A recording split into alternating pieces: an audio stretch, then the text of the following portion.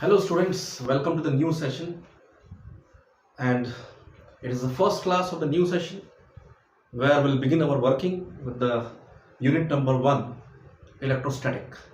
Okay, and in this topic, in this unit, the first topic is what? Charge and its properties. Okay, so in the beginning we will study about the charge and its properties, then Coulomb's force, then electric field, and in that way we'll go through the syllabus, the flow of syllabus. Okay, so चलिए हम देखते हैं कि क्या होता है charge और उसकी क्या क्या प्रॉपर्टीज होती हैं. What is meant by a charged body? When is the body said to be charged? Okay, and what are the properties of charge? So the very old definition of charge is what? Whenever a body is charged, it will produce and it will experience electric and magnetic effect. मतलब अगर एक body charged है, अगर कोई body जो है, if it is charged, then it will show or produce electric and magnetic effects. Also, it will experience the electric and magnetic effect. तो एक बॉडी अगर चार्ज्ड है तो वो इलेक्ट्रिक इफेक्ट शो करेगी, मैग्नेटिक इफेक्ट शो करेगी, electric effect magnetic effect produce करेगी. मतलब इलेक्ट्रिक फील्ड और मैग्नेटिक फील्ड प्रोड्यूस कर सकती है, और वहीं वो उन फील्ड का उस पर असर भी हो सकता है. It will experience the effects due to electric and magnetic field. Okay, so it is an ancient definition of charge. Whenever a body is said to be charged, it will produce as well as experience what? Electric effect of or magnetic effect. Okay, so ये तो charge की पुरानी definition हुई. चलिए आगे बढ़ते हैं. Charge की जो मॉडर्न डेफिनेशन आज की डेट में है उस पे बात करें. What is that? When will you say a body to be charged? And this can be defined in terms of the electronic theory. What is that? In normal condition, in matter which are neutral, in an atom there are equal number of electrons and protons. Electron negatively charged particles, proton positively charged fundamental particles. Okay, तो एक atom जो होता है neutral होता है, इसलिए एक matter भी जो होता है वो न्यूट्रल हो सकता है. राइट, जितने इलेक्ट्रॉन होंगे उतने प्रोटॉन्स होंगे. राइट, और याद रखिए इसलिए वो जो बॉडी है वो न्यूट्रल है. And whenever you remove some electrons from the body gets positively charged. On the other hand, if you add some electrons to the body, it gets what? Negatively charge. मतलब क्या हुआ? Charge की definition क्या होगी? What is the definition of charge? A body is said to be charged if it has lack of electrons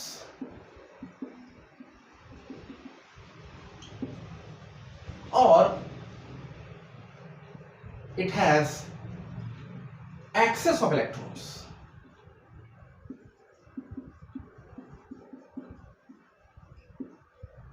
तो या तो electrons जो है कम हो नॉर्मल कंडीशन से, इलेक्ट्रॉन्स क्या हो? ज्यादा हो. सो इधर it has what? Lack of electrons, electron की कमी हो. तो जब इलेक्ट्रॉन्स की कमी होगी तो प्रोटॉन्स का असर ज्यादा हो जाएगा. The body is said to be positively charged. On the other hand, if there are excess of electrons, the body will be what? Negatively charged. तो ये तो चार्ज की डेफिनेशन थी. नाउ हम चार्ज कैसे पैदा कर सकते हैं?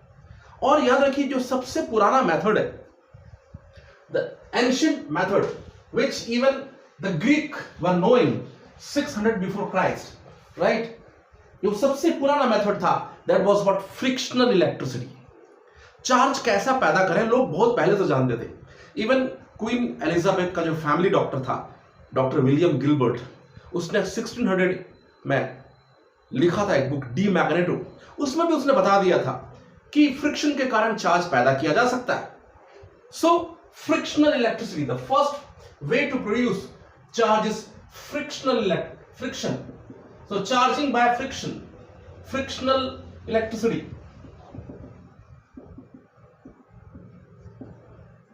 ओके, आप कैसे बोल सकते हैं किस तरीके से फ्रिक्शनल इलेक्ट्रिसिटी हो सकती है? Whenever you take suitable materials in pair, दो suitable material को आप पेयर के साथ लेंगे, and when you rub them against each other, what happens? When you rub them, electrons transfer from one body to another body. तो होता क्या है, जब कभी भी, जैसे इमेजिन कीजिए कि अगर आप ग्लास रॉड लेते हैं और इसको सिल्क क्लॉथ से रब करते हैं. Okay, here is a glass rod. If you rub it with the silk cloth, what happens? While rubbing, the electrons are transferred from glass to the silk. If n electrons are transferred, how many? अगर कितने electron transfer होते हैं?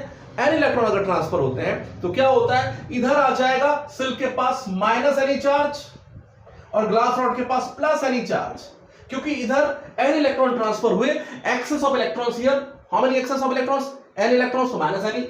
And this side it is lack of electrons, electrons की कमी हो गई, तो it is plus any charge. In that way you can charge what bodies by the friction, right? And याद रखिए, जनरली अगर आप इसको आप मॉडर्न फिजिक्स के टर्म में देखें तो एक्चुअली होता क्या है, when you take the materials in pair, one material should have its value lower work function and another material should have higher work function. Work function क्या होता है? Work function होता है क्या? Minimum energy required to eject an electron from the atom, from the material. Be careful. एक का work function कम होना चाहिए और एक का वर्क फंक्शन कंपैरेटिवली ज्यादा होना चाहिए. जिसका वर्क फंक्शन कम होगा वहां से इलेक्ट्रॉन इजीली डिटैच हो जाएगा. Why? What is work function? Minimum energy required to eject an electron. So एक इलेक्ट्रॉन को जब आप बाहर निकालेंगे तो आपको कम एनर्जी की जरूरत पड़ेगी अगर वर्क फंक्शन कम है तो. So here also you can see that the glass should have it's work function lower and silk higher. So what is happening? When you rub them, the electrons are easily detached from the glass and they are transferred to the silk. Okay, and in that way what is happening? This body will be said to be positively charged and this body negatively charged, excess of electrons. और जो है मैंने जैसा आपको बताया था, आपके पास ऐसे बहुत सारे मटेरियल्स के पेयर हो सकते हैं जिनको जो है आप लिख सकते हैं. जैसे कि आपने लिया क्या? Glass rod. तो इधर क्या हो जाएगा? सिल्क. आप इधर ले लीजिए वुलन क्लॉथ. इधर हो जाएगा एम्बर. एम्बर क्या होता है? एम्बर एक रेजिनस मटेरियल होता है, ठीक है, जो कि बाल्टिक सी शोर में मिलता था उस जमाने में, ग्रीक में. और याद रखिए कि वहां पर जो है ग्रीस में जो है एम्बर एक ऐसा मटेरियल था जिसको जब आप वुलन क्लॉथ से रगड़ते थे तो एम्बर में भी जो है प्रॉपर्टी ऑफ अट्रैक्शन आ जाता था. वो इसलिए होता था क्योंकि इलेक्ट्रॉन्स जो है वूल से एम्बर में चले जाते थे. ठीक है, एम्बर जो है उसे ग्रीक में बोला जाता है क्या? इलेक्ट्रम. और वहां से आया इलेक्ट्रॉन और वहां से आया इलेक्ट्रिसिटी. तो याद रखिए ये कुछ एक मटेरियल है एम्बर. वैसे ही आगे बढ़े, अगर आप वुलन क्लोथ को अगर एबोनाइट से या प्लास्टिक मटेरियल से भी आप अगर रब करते हैं तो प्लास्टिक में जो है नेगेटिव चार्ज आ जाता है. तो इस साइड नेगेटिव चार्ज आ रहा है और इधर क्या आ रहा है? Positive charge. ओके, अरे बात समझ में? So these are some pairs. याद रखिए जब आप एक इन पेयर्स की स्टडी करते हैं तो आपको एक सीरीज मिलता है. You will get a series of what materials, right? और वो जो सीरीज होता है उसको बोलते हैं ट्राइबो इलेक्ट्रिक सीरीज.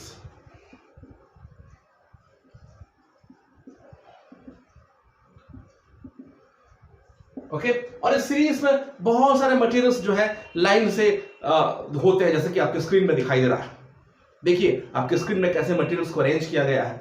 और आप ये याद रखिए कि इनमें से किसी भी दो सुटेबल पेयर्स को जब आप क्या करेंगे? रब करेंगे तो इलेक्ट्रॉन्स जो है अर्लियर मटेरियल से द मटेरियल ऑकरिंग लेटर उसमें जो है ट्रांसफर हो जाएंगे। तो electron will be transfer from which material, the material which is occurring earlier to the material occurring later in that series. तो याद रखिए सीरीज में जो पहले आ रहा है ना, सीरीज देखिए ध्यान से, वो जो है पॉजिटिवली चार्ज होगा, और जो बाद में आ रहा है वो क्या होगा, नेगेटिवली चार्ज होगा। इसको हम बोलते हैं क्या, ट्राइबो इलेक्ट्रिक सीरीज। तो this is all about the frictional electricity. Now another mode of charging is what? Another mode of charging is induction. जो चार्जिंग का जो दूसरा मोड है, that is what? Induction.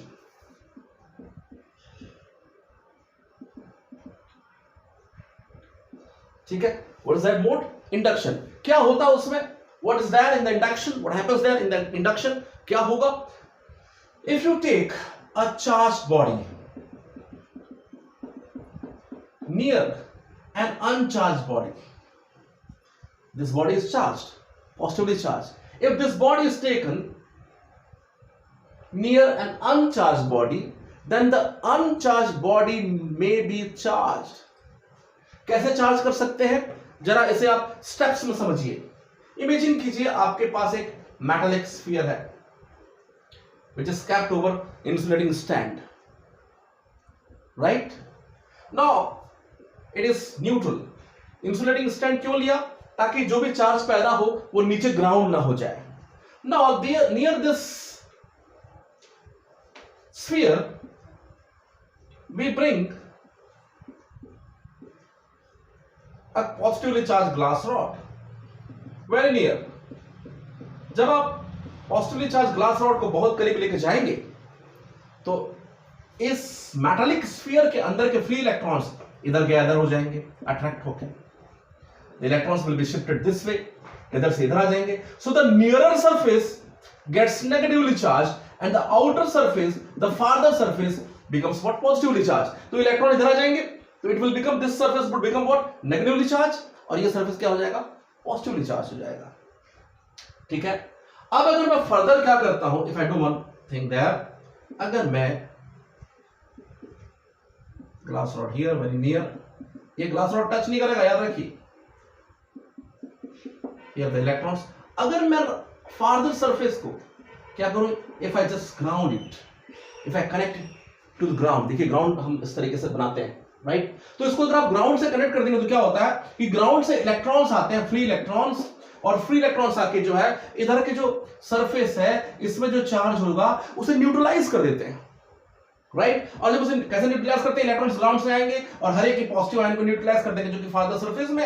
अब आप एक चीज समझिए, यहां पर इलेक्ट्रॉन रीडिस्ट्रीब्यूट हुए थे, इलेक्ट्रॉन एक तरफ शिफ्ट हुए थे, लेकिन जितने इलेक्ट्रॉन थे उधर उतने पॉजिटिव आयन थे, सिस्टम न्यूट्रल था अभी भी। लेकिन यहां पे ये जो पॉजिटिव आयन्स हैं इनको न्यूट्रलाइज करने के लिए जब इलेक्ट्रॉन आ रहा है तो क्या हो रहा है बच्चों, इलेक्ट्रॉन्स के आने के कारण यहां पर now we have excess of electrons, मतलब यहां पर एक्स्ट्रा इलेक्ट्रॉन आ चुका है।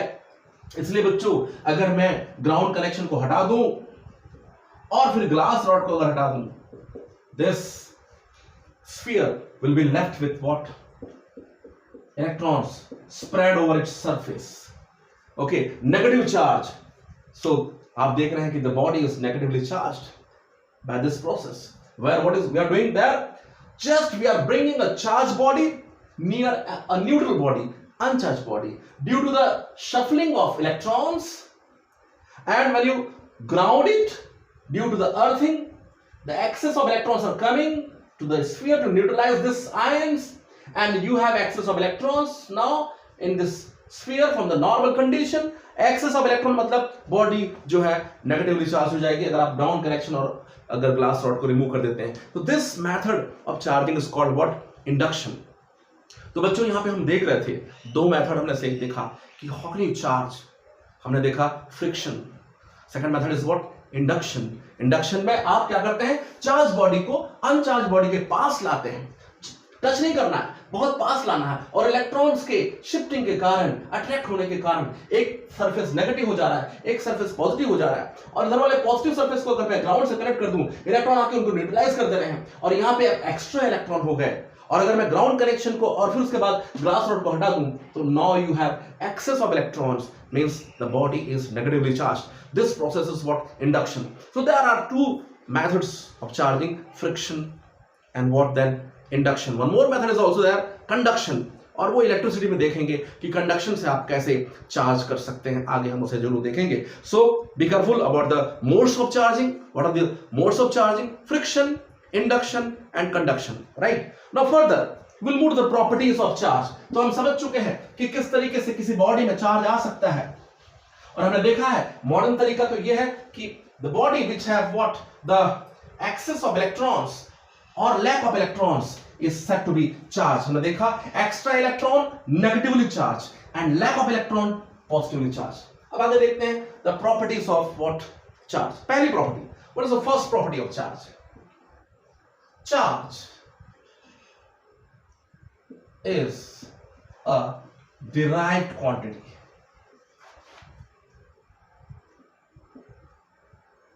देखिए, पहले चार्ज को फंडामेंटल मानते थे. पहले जो था, याद रखिए, MKSQ सिस्टम था. MKSQ, तो उसमें चार्ज को फंडामेंटल लिया जाता था. लेकिन बाद में SI सिस्टम के इंट्रोडक्शन के बाद करंट हो गया फंडामेंटल, तो चार्ज हो जाएगा डिराइव. याद रखिए, चार्ज एक डिराइव क्वांटिटी है. यहां पर याद रखिए, Q के लिए हम लिखेंगे IT लिखेंगे, इसका डायमेंशनल फॉर्मूला AT. तो it is a derived quantity. Be careful. Okay, AT और IT विल राइट. ये आपने 11th क्लास में देखा था. आगे बढ़ते हैं. चार्ज जो है उसकी यूनिट्स क्या होती हैं? तो चार्ज की यूनिट्स जब आप देखेंगे तो there are actually several units of charge. Charge के बहुत सारी यूनिट्स हैं. देखिए, सबसे पहले ऐसा यूनिट कूलम याद आएगा. फिर उसके बाद देखिए सीजीएस में दो होते हैं. ESU इलेक्ट्रोस्टैटिक यूनिट, उसको बोलते हैं स्टैट कूलम, और कई बार बोलते हैं ESU ऑफ चार्ज. ओके, या कई बार उसका नाम रखा गया है फ्रैंकलिन. ये बेंजामिन फ्रैंकलिन के कारण रखा गया, क्योंकि बेंजामिन फ्रैंकलिन ने बताया था कि चार्जिंग एक्चुअली होती कैसी है, कैसे इलेक्ट्रॉन के ट्रांसफर के कारण चार्जिंग होती है. ये बेंजामिन फ्रैंकलिन ने सबसे पहले बताया था. So will take this unit as either we say this as stat coulomb, CGS, ESU, और फ्रैंकलिन, और सिंपली बोलते हैं ESU ऑफ चार्ज. फिर CGS में एक और यूनिट होती है, CGS EMU इलेक्ट्रोमैग्नेटिक यूनिट, उसको बोलते हैं एब coulomb. What's that unit? Ab coulomb. So in SI system, what's the unit? Coulomb. Then stat coulomb और ESU of charge और Franklin, और CGS EMU में इलेक्ट्रोमैग्नेटिक यूनिट सिस्टम में ab coulomb बोलते हैं, या कई बार उसको बोलते हैं EMU of charge.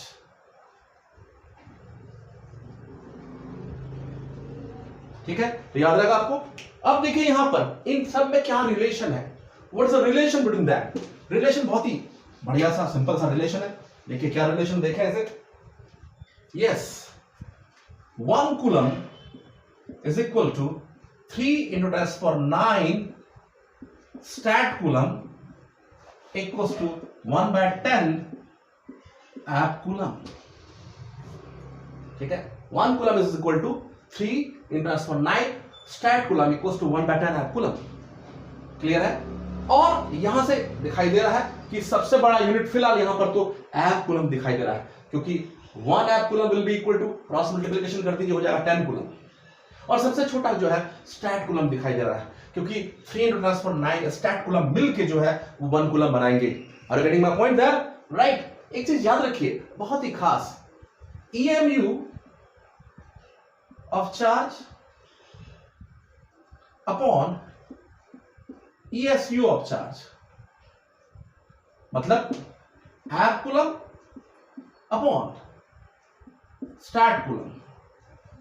क्या होगा ध्यान से देखेंगे. एब coulomb, 1 ab coulomb will be 10 coulomb, multiply कर दीजिए इधर 10 कूलम, और what will be 1 stat coulomb, ये नीचे आ जाएगा 1/3 into 10⁹ coulomb. 1 stat coulomb will be 1/3 into 10⁹ coulomb cancels out, and you'll get this as what? 3 into 10⁻10. This ratio of charge is EMU upon ESU. This ratio is giving you a very important quantity, 3 into 10. What is that? ये है speed of light. तो याद रखें, the ESU of charge, EMU of charge upon ESU of charge. EMU of charge upon ESU of charge is nothing but speed of light. ये CGS system है ना, confuse मत होना. आप जनरली जानते हैं 3 × 8 मीटर पर सेकंड, लेकिन ये सेंटीमीटर पर सेकंड होगा, because these are the CGS units, right? So 3 × 10 centimeter per second. Actually, it is this quantity, this magnitude is nothing but what? Speed of light. So that is a very important thing. याद रखें, यहां पर आपने यहां पर जो है जो यूनिट्स देखे हैं वो कौन कौन से यूनिट देख लिए? कूलम, स्टैट कूलम और आपने देखा एब कूलम. याद रखें और बहुत बेहतर यूनिट्स भी हैं कुछ जो प्रैक्टिकल यूनिट्स हैं, जो आपके मोबाइल की बैटरी में होता है. कभी देखा आपने क्या होता है? Practical unit. So the practical unit of charge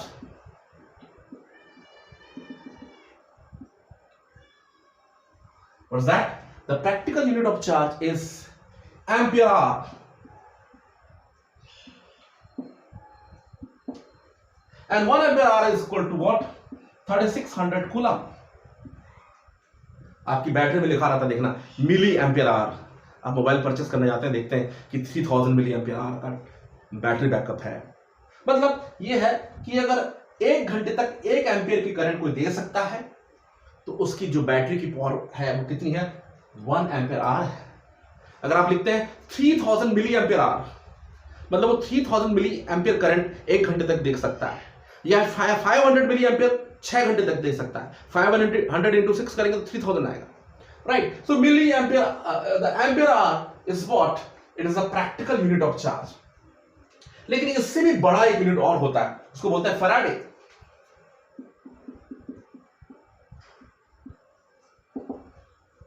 Faraday is the largest unit of charge. Okay, Faraday जो है that is what? Largest unit of charge. क्या होता है वो? 96500 coulomb. The charge of 1 mole of electrons.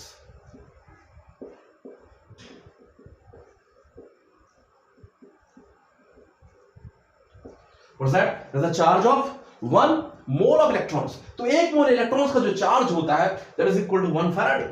1 मोल मतलब 6.023 × 10⁻23 into electron का charge कर दीजिए 1.6 ×10⁻19. आपको यही मिलेगा 6.023 × 10⁻23 इंटू क्या करेंगे 1.6 ×10⁻19. you get the same result. So charge of 1 mole of electrons is what? Faraday. तो याद रखिए ये पहली प्रॉपर्टी देख रहे थे that the charge is a derived quantity and what are its units. क्या क्या यूनिट देखा आपने? कूलम, ऐसा unit. Stat coulomb, CGS ESU. Ab coulomb, CGS EMU. और उसके बाद आपने देखा क्या वहां पर? Practical unit, ampere hour, Faraday. These are the practical units, right? तो ये हम पहली प्रॉपर्टी देख रहे थे. Now second property, charge is scalar quantity. ये बताने का क्या सेंस है? चार्ज स्केलर क्वांटिटी, इसलिए कोई डायरेक्शन तो नहीं होगा, लेकिन एक चीज याद रखिए, चार्ज में occupy its value as positive, negative and zero. तो जितनी स्केलर क्वांटिटी होती है उनके पास ये नेचर हो सकता है. It may appear as positive, negative and what? Zero. So अगर ये पॉजिटिव, नेगेटिव, जीरो है means charge can be added algebraically. उसको हम जो है विद साइन ऐड करेंगे. अगर किसी के पास +10 कूलम चार्ज है, उसे आप -10 देखेंगे तो चार्ज जीरो हो जाएगा. Additive nature. तो याद रखिए चार्ज जो है स्केलर क्वांटिटी है, इसका नेचर जो होगा एडिटिव होता है. Nature is what? Additive nature. ठीक है, तो आप याद रखें चार्ज की जो दूसरी प्रॉपर्टी है that is what? Charge is scalar. तीसरी प्रॉपर्टी देखते हैं क्या है? Charge is transferable. चार्ज को आप ट्रांसफर कर सकते हैं. और अभी भी हमने देखा था कि चार्जिंग कैसे होती है. ठीक है, इलेक्ट्रॉन को ट्रांसफर करना मतलब चार्ज को ट्रांसफर करना है. That's all.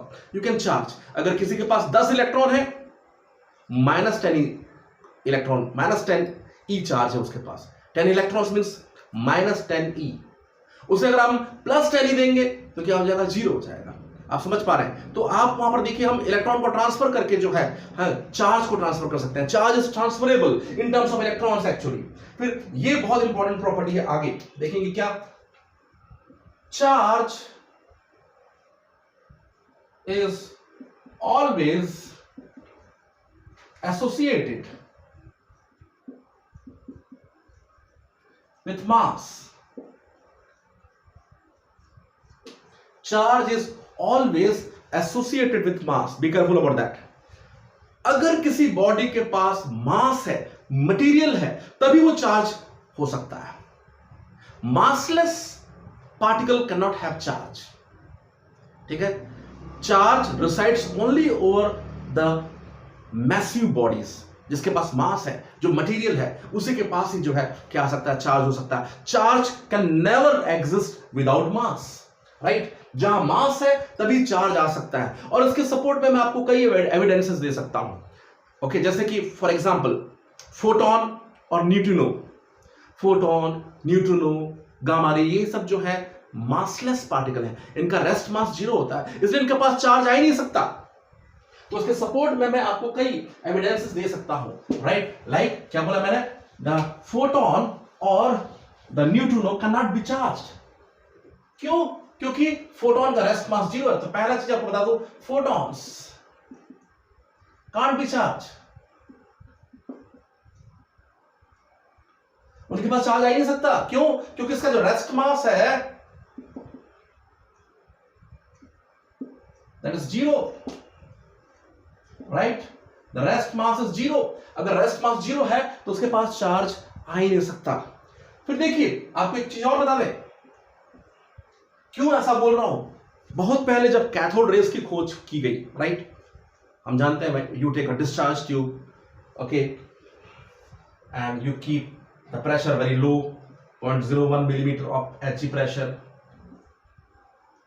okay, and across cathode and anode you apply a very high potential difference 15,000 volt।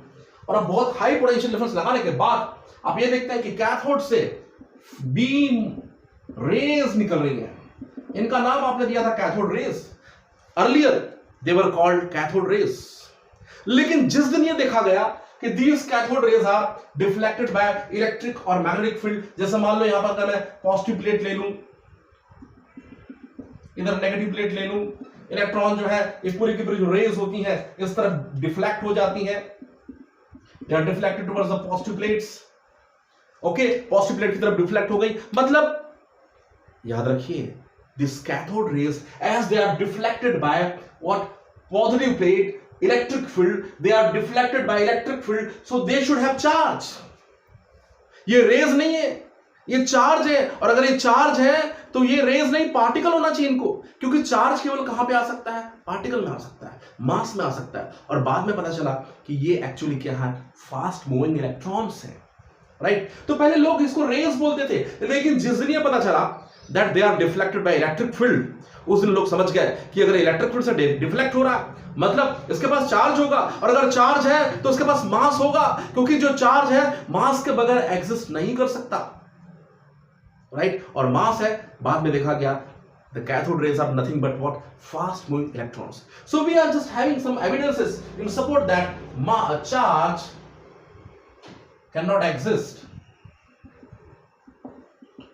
without mass। Okay, इस प्रॉपर्टी को हम देख रहे हैं।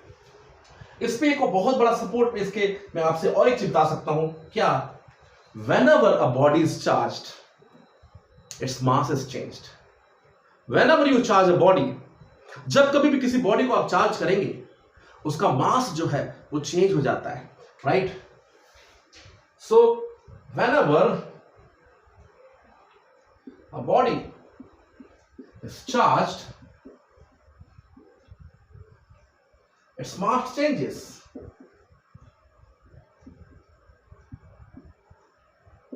कैसे चेंज होगा मास?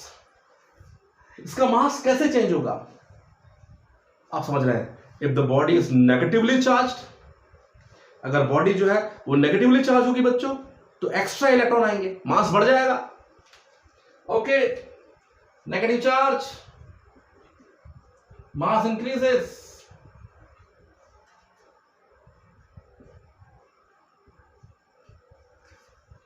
राइट? वहीं अगर पॉजिटिवली चार्ज है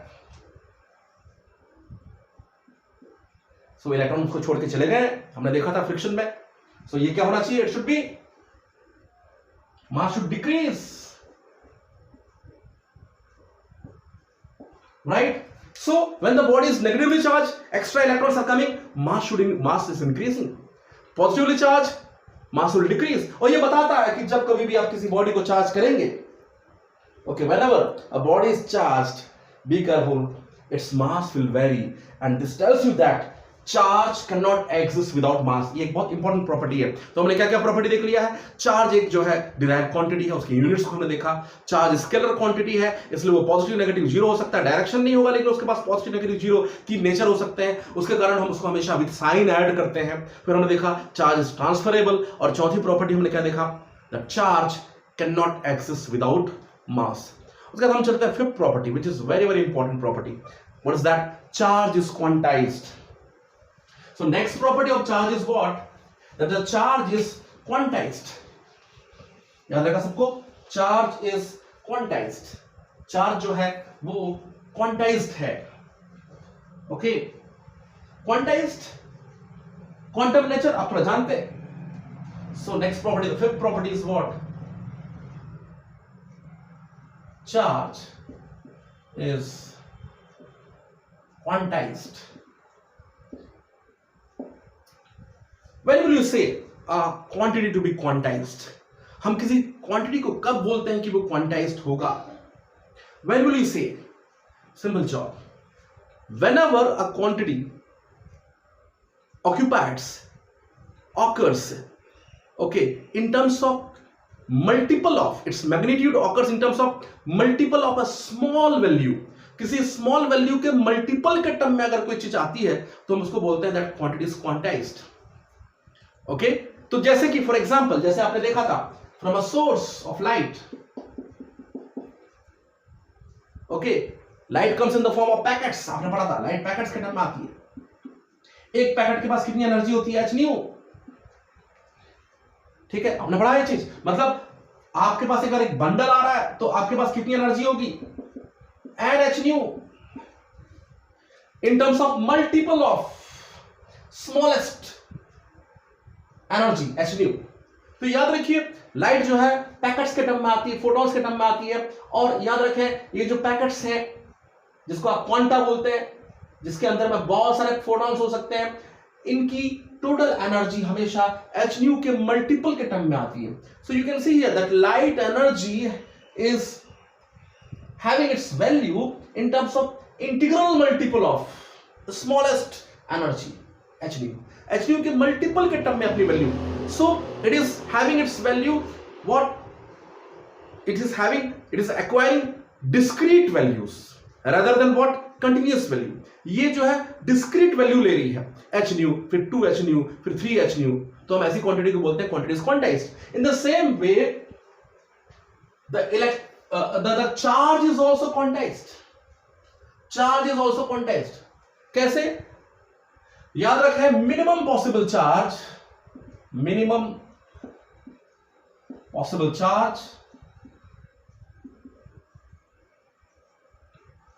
which can exist freely is charge on an electron. तो जो मिनिमम पॉसिबल चार्ज जो किसी बॉडी के पास हो सकता है, that is a charge on an electron, right? कितना होता value? 1.6 10 to minus 19 coulomb.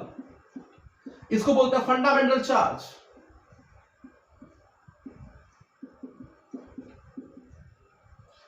It is a quantum of charge. आप बोल सकते हैं it is a quantum of charge, minimum charge. So the minimum possible charge which may have in free state. एक अकेला electron हो सकता है, उससे छोटा कोई चार्ज अकेला आइसोलेटेड आपको नहीं मिल सकता।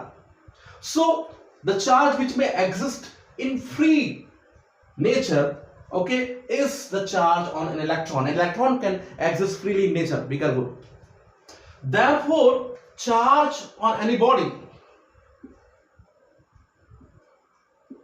it would be found as in terms of multiple of charge on electron plus minus any, जहां n क्या हो सकता है 1 2 3 लाइकवाइज।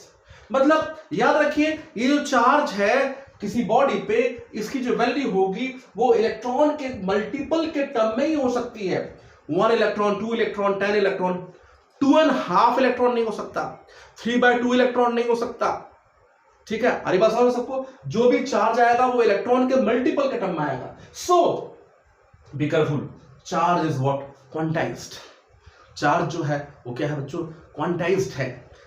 क्यों क्वांटाइज्ड है? क्योंकि चार्ज की एक मिनिमम वैल्यू होती है, that is the charge on electron, और उसके मल्टीपल के टर्म में ही किसी बॉडी के पास चार्ज हो सकता है। चार्ज जो है एनी हो सकता है, जैसे कि आप फ्रिक्शन में भी इस चीज को समझ रहे थे, राइट? फ्रिक्शन इलेक्ट्रिसिटी में भी, right? So this is the way in which we can say that the charge is quantized.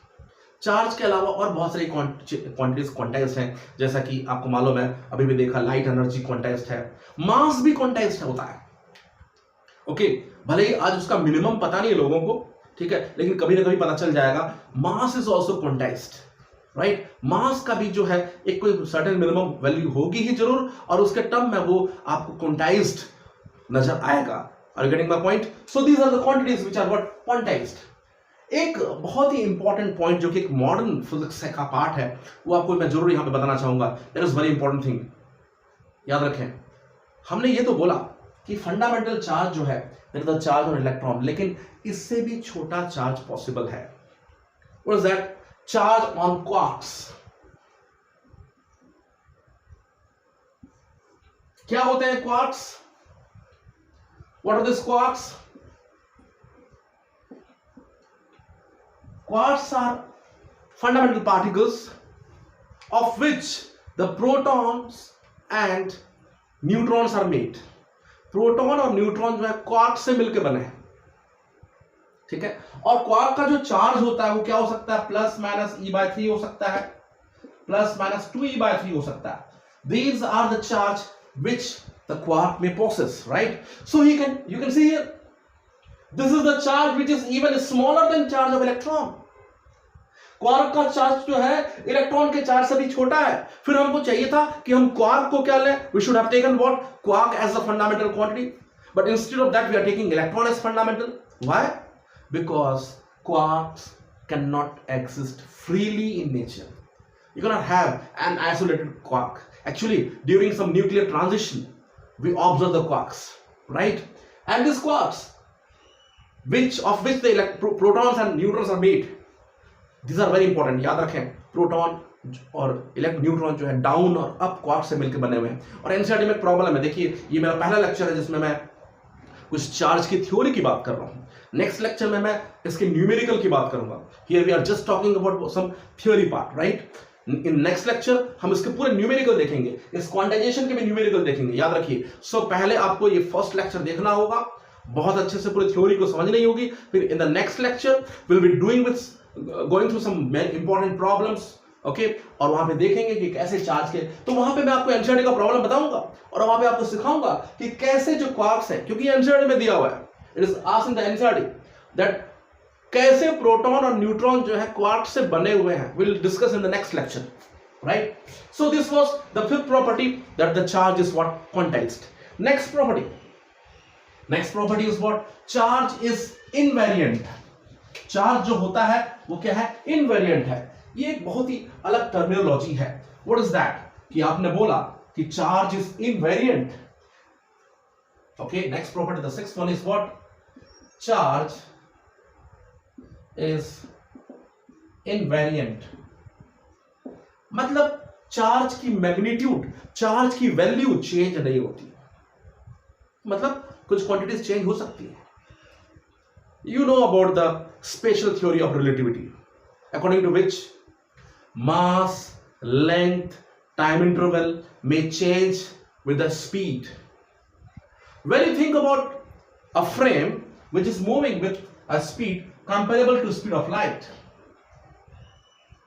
ये अगर स्पीड ऑफ लाइट के आसपास उसकी आधी या 1/10 की स्पीड से अगर जा रहा है, हम कंपेयर कर सकेंगे स्पीड ऑफ लाइट से, तो याद रखिए यहां पर जो बॉडी होगी उसका मास बढ़ सकता है, The relative mass is given by m naught upon root over of 1 minus v square by c square. जैसे जैसे वेलोसिटी बढ़ेगी ये क्वांटिटी कम हो जाएगी, डिनोमिनेटर कम होगा तो मास बढ़ जाएगा. मास इंक्रीजेस, मास में इंक्रीज विद द स्पीड. वैसे ही डायमेंशन, लेंथ, वॉल्यूम डिक्रीज होता है. ठीक है, टाइम इंटरवल बढ़ जाता है. Okay, when you think about the time interval increases. There is always a delay in the time when you go through a frame of reference with a speed comparable to speed of light. जैसे पुराने जमाने में आपने जब छोटे थे तो आपने देखा होगा ऐसे बहुत सारे वो कार्टून्स आते थे जिसमें आप जो है टाइम मशीन में बैठ के आप ट्रैवल करते थे. और आपने मूवी देखी भी होगी इंटरस्टेलर, जिसमें कि एक साइंटिस्ट जब वो स्पेस जर्नी में जाता है तो वो जब जाता है वहां पर तो उसके लिए टाइम डीले होने लगता है. और यहां पे अर्थ में टाइम अपनी स्पीड से चल रहा है. और जब वो लौट के आता है स्पेस से वापस तो आपने देखा कि उसकी बिटिया जो है वो बूढ़ी हो चुकी रहती है. She was about to die, right. और उस समय वो यंग है, वो आ रहा है, father is coming back from the space journey, he is still young, but her daughter is about to die. वो बूढ़ी हो गई है तो उसके लिए टाइम इतना डिले हुआ कि यहां पे कई साल गुजर गए. ठीक है, राइट. एक रिडल है. There was a lady bright, क्या बोला मैंने? There was a lady bright, she can travel faster than light. There was a lady bright, she can travel faster than light. She goes for a space journey and comes back on yesterday night. एक lady जो कि bright है वो speed of light से तेज चलती है, और अगर वो स्पीड ऑफ लाइट से तेज चलेगी तो जब वो वापस आएगी तो वो पिछली रात को आएगी जो हो चुका है, क्योंकि टाइम वहां नेगेटिव हो गया, इतना डिले हुआ कि नेगेटिव हो गया. सो ये टाइम डायलेशन है, याद रखिए. ये सब स्पेशल थ्योरी ऑफ रिलेटिविटी है जो कि आइंस्टाइन ने बताया है. बहुत इंपॉर्टेंट चीजें हैं जो आप हायर स्टडीज में शायद पढ़ेंगे. काम की चीज देखिए, फिजिक्स में दो क्वांटिटीज हैं जो चेंज नहीं होती है. What ever is the speed of frame, the charge will not very. Charge is invariant. The magnitude of charge will remain the same what ever is the speed of the frame of reference. Also along with the charge, phase is another quantity which is invariant. phase भी जो है वो very नहीं करता. देखिए ये सब चीजें जो है एनसीईआरटी के टेक्स्ट के मुताबिक मैं बिल्कुल आपको पढ़ा रहा हूँ. ठीक है, सिलेबस के अंदर हूँ, ऐसा नहीं कि बाहर जाके पढ़ा रहा हूँ. आप सिलेबस अगर ढंग से देखेंगे, और वैसे भी मैंने अपने पूरे लेक्चर्स ऐसे डिजाइन किए हैं जिसमें कि मैं बिल्कुल डिटेल में जाऊं और किसी भी स्टूडेंट का कोई भी कॉन्सेप्ट जो है ऐसा ना हो कि क्लियर ना हो. राइट. तो आपको मैं हर एक चीजें जो बिल्कुल बारीकी से बता रहा हूं, हर चीज को आपको एक्सप्लेन कर रहा हूं, छोटी से छोटी बात को. आप सिलेबस के कंटेंट को देखिए, मैं बिल्कुल उसके मुताबिक चल रहा हूं. मैंने अगर क्वार्ट्स की बात की, मॉडर्न फिजिक्स की बात की, मैं इसलिए बात की क्वार्ट्स की क्योंकि वो एनसीईआरटी के एक्सरसाइज में क्वेश्चन है, हम देखेंगे नेक्स्ट लेक्चर में. और getting my point? Okay, so be careful. Charge is invariant. Charge very नहीं करेगा, फेज वेरी नहीं करेगा, what ever is the speed of the frame of reference. Okay, next property, the seventh one, charge is conserved.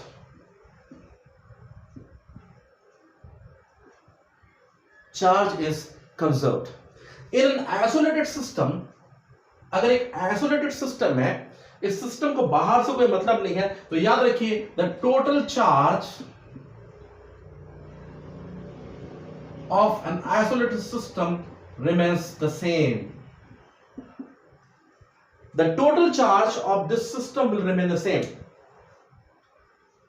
Here within the system the individual charges may change.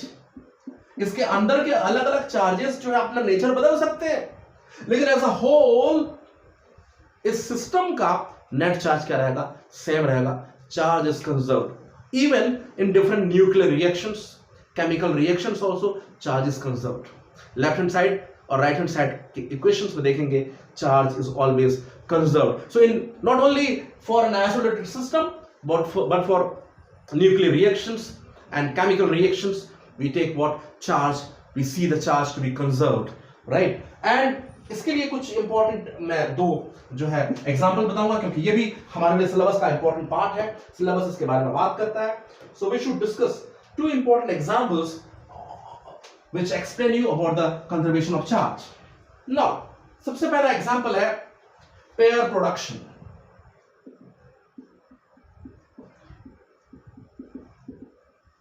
Okay, what is that pair production? When a gamma ray photon is incident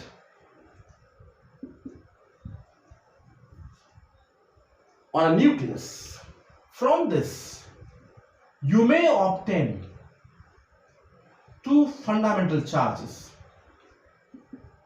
electron and positron. So when a gamma ray photon is incident on a nucleus, you may obtain what? Two particles, positron and electron. याद रखें, ये proton नहीं है, मैंने क्या बोला? Positron. Positron is an anti particle of electron. मतलब क्या होगा? चार्ज अपोजिट होगा, मास सेम होगा. प्रोटॉन लेंगे तो प्रोटॉन का मास जो है वो 1837 टाइम्स ज्यादा होता है इलेक्ट्रॉन के मास से. लेकिन मैं यहां बात कर रहा हूं पॉजिट्रॉन की, जो कि इलेक्ट्रॉन का एंटी पार्टिकल है, same mass but opposite charge. अब देखिए काम की चीज, इसको हम बोलते हैं pair production. In this nuclear phenomena, when you think of the charge, left side the total charge is 0, and right side also the total charge of electron minus E, charge of positron plus E is 0. Charge is conserved here in this reaction. In the same way, इसका जो दूसरा reaction होता है वो होता है annihilation.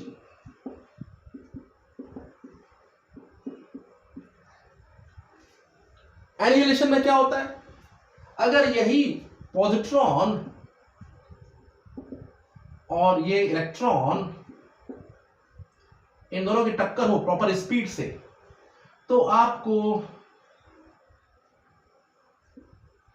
Gamma rays photons मिल सकते हैं. अब देखिए लेफ्ट साइड में टोटल चार्ज क्या है? 0 है. पॉजिट्रॉन इलेक्ट्रॉन दोनों आपस में टकरा रहे हैं, टकराने के बाद मास गायब हो जा रहा है. याद रखिए, मास कंजर्व नहीं है, मास क्वांटाइज्ड है, मास कंजर्व नहीं है, मास गायब हो सकता है. आइंस्टाइन थ्योरी, अगर मास डेलम मास गायब हो रहा है तो एक्चुअली वो एनर्जी में कन्वर्ट हो जाएगा. Del m into c squared, mass energy equivalence. If there is a loss of mass defect taking place in some nuclear reaction, then equivalently this much amount of energy will be produced. How much energy? Del m c square. ठीक है, ये हम nuclear physics में पढ़ेंगे भी, हमारा syllabus का part है. हम कैसे वहां पे जो है एनर्जी जो मास डिफेक्ट के कारण रिलीज होगी निकालेंगे, फिर मास डिफेक्ट पढ़ेंगे, उसके साथ साथ हम बाइंडिंग एनर्जी पढ़ेंगे. तो that is a part of syllabus, so not to worry much, but be careful. Mass is not conserve, mass is converting into energy. लेकिन खैर हम उस पे नहीं जाएंगे, हम यहां किस पे जाएंगे? Here we can see that the charge before is 0. positron and electron, they are equal and opposite in nature, right?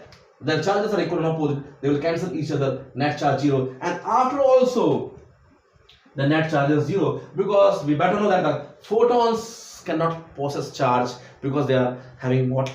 They are not having mass. ठीक है, उनके पास मास नहीं होता, उनका रेस्ट मास 0 होता है, इसलिए उनके पास चार्ज नहीं होता. फोटोन का चार्ज 0 है, हमने भी थोड़ी देर पहले देखा. Okay, so it is a very important thing which you have studied here, right? So याद रखें, यहां पर हमने काम की चीजें जो है यहां पर देख ली है, that कैसे चार्ज कंजर्व हो सकता है. So these are the two phenomena. Pair production, where a gamma ray photon when incident on a nucleus may produce two particles, positron and electron. In this reaction, the charge before is 0, charge after is 0. On the other hand, when a positron and electron with a suitable speed, they are allowed to collide with one another, what is happening? They are just converting into energy. Their masses are disappeared, right? और इस तरीके से देख रहे हैं कि equivalently जो है एनर्जी के टर्म में मास गायब प्रोड्यूस हो जा रहा है.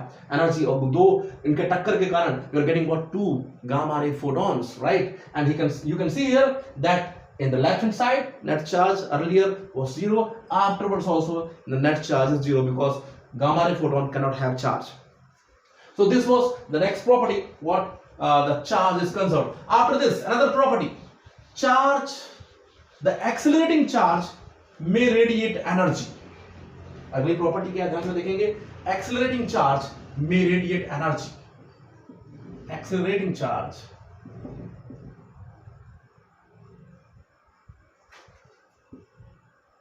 radiates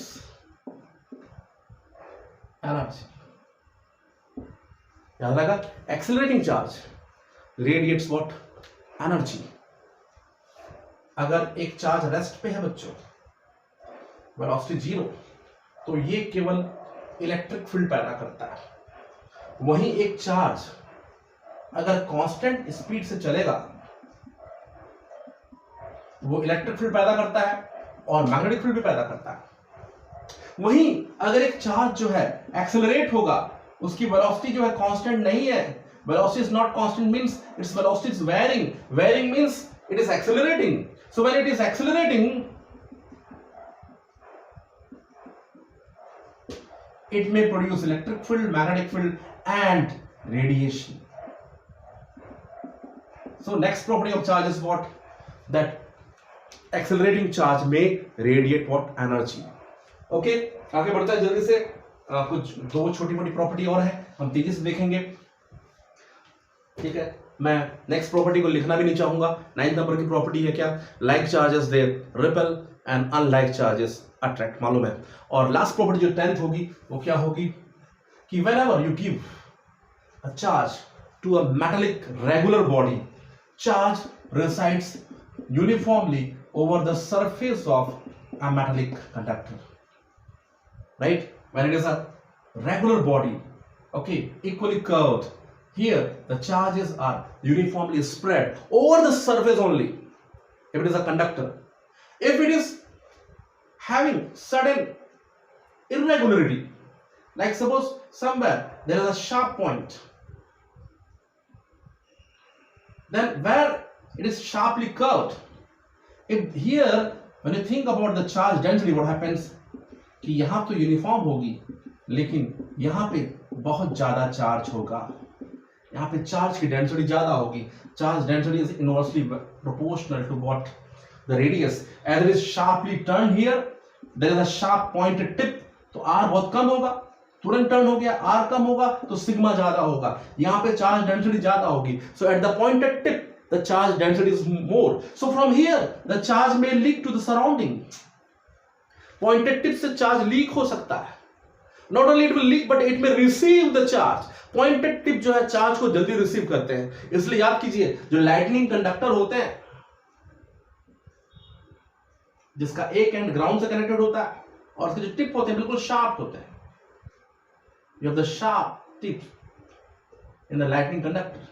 तो क्या होता है, क्लाउड का जो चार्ज है, ये जो टिप है उसको रिसीव कर लेता है तुरंत, और जो है आपके घरों में बिजली नहीं गिरती, that is grounded, right. So tip की खूबी है, at the point tip the charge density is most, there from there the charge may leak to the surrounding and also the pointed tip may receive the charge. वो leak भी करेंगे और receive भी करेंगे, ये उसकी खूबी होती है। तो हमने देखा 10th property that the charge is spread what uniformly over the conductors, right. So ये कुछ इंपॉर्टेंट मैंने थ्योरी की चीज आपको बताई है चार्ज के बारे में, और इसके बारे में जो है नेक्स्ट क्लास में हम न्यूमेरिकल देखेंगे नेक्स्ट लेक्चर में। ठीक है, इन चीजों को बहुत अच्छे से पढ़िए और नेक्स्ट लेक्चर में ज्वाइन कीजिए। मैं चार्ज से रिलेटेड देखिए कुछ आपको बहुत अच्छे न्यूमेरिकल भी बताऊंगा, राइट, जो कि आपके एनसीईआरटी की किताब से भी होगा और कुछ बाहर से भी होगा, कुछ जेई लेवल के क्वेश्चंस भी होंगे। सो मिलते हैं नेक्स्ट लेक्चर में। Okay, you must read carefully, और कुछ डाउट है तो आप मुझे मैसेज कर सकेंगे। ठीक है, अगर आप चाहेंगे तो मैं इससे रिलेटेड नोट्स भी जो है आपको उसमें ऐड कर दूंगा जिससे आप पढ़ सकेंगे, राइट। Okay, bye.